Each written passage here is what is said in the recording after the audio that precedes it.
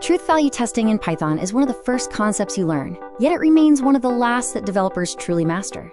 Understanding it helps you write cleaner, more idiomatic code, but it also hides pitfalls that can silently bite back. Let's explore what problem it actually solves. The core problem is that every data type has its own definition of empty. Without a shared convention, you end up writing manual checks for different types, which is repetitive and fragile. If your types change, your code can easily break. Python simplifies this with a protocol. When you use if-x, Python calls the bool function, which follows a specific sequence.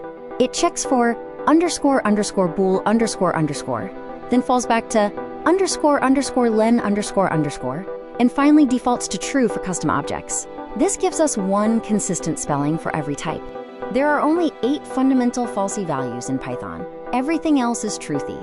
It's important to memorize these 8. Also remember that a non-empty container is always truthy, even if it contains a falsy element inside it, which can be a common source of bugs. While truth value testing is convenient, it doesn't solve every problem. Sometimes empty and absent are not the same thing. For example, a port value of 0 is a valid setting but is falsy.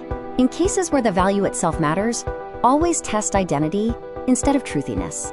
To wrap up, use if-x by default for brevity. Use if x is none, specifically when you need to distinguish between absence and an empty state.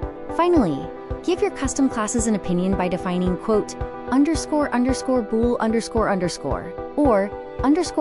__len ___. This helps solve your code's vocabulary problem.